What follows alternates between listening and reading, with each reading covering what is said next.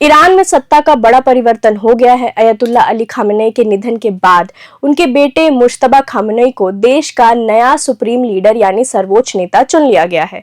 एक तरफ जहां ईरान इस समय सशस्त्र आक्रमण और युद्ध का सामना कर रहा है, वहीं दूसरी तरफ रूस के राष्ट्रपति व्लादिमीर पुतिन ने मुज्तबा को अपना पूर्ण समर्थन देकर पश्चिमी देशों की चिंता बढ़ा दी है। ईरान के नए सर्वोच्च नेता चुने जाने के तुरंत बाद क्रेमलिन की वेबसाइट पर एक संदेश जारी किया गया। राष्ट्रपति व्लादिमीर पुतिन ने मुज्तबा खामेनेई को बधाई देते हुए तेहरान के प्रति मॉस्को के अटूट समर्थन और एकजुटता की बधाई दी है। पुतिन ने संदेश में कहा है, ऐसे समय में जब ईरान सशस्त्र आक्रमण का सामना कर रहा है, यह उच्च पद निश्चित रूप से साहस और समर्पण की मांग करेगा।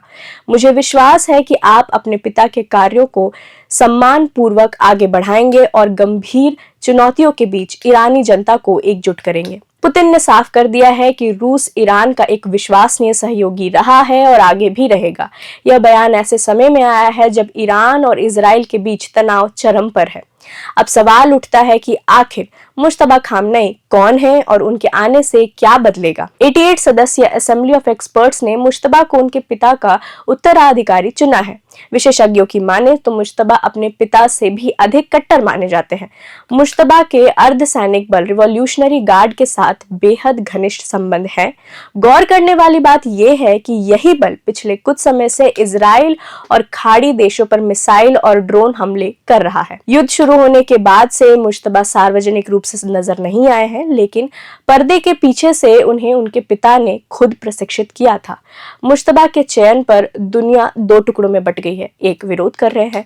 अमेरिकी राष्ट्रपति डोनाल्ड ट्रंप ने उन्हें अस्वीकार्य करार दिया है। ट्रंप का कहना है कि ईरान को एक ऐसे व्यक्ति की जरूरत है जो शांति और सामंजस्य कायम करे। वहीं इजराइल ने सीधे तौर पर कहा कि मुज्तबा अब उनके निशाने पर है। समर्थन करने वाले लोग भी हैं। रिवॉल्यूशनरी गार्ड और हिजबुल्लाह ने मुज्तबा का स्वागत किया है। ईरान के सुरक्षा अधिकारी अली लारिजानी ने हवाई हमलों के बीच चुनाव कराने के लिए असेंबली ऑफ एक्सपर्ट्स के साहस की तारीफ की है।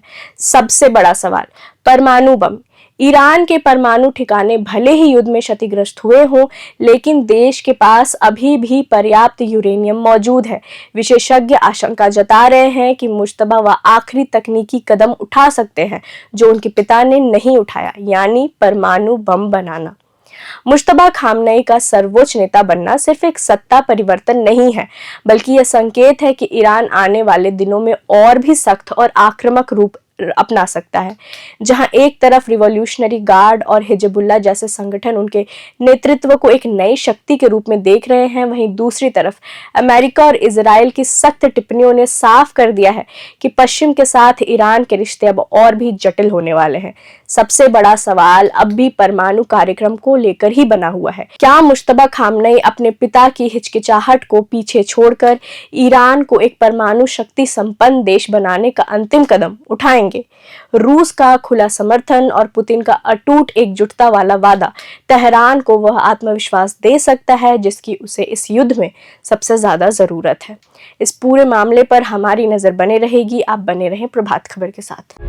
प्रभातखबर.com, विश्वास वही, रफ्तार नहीं।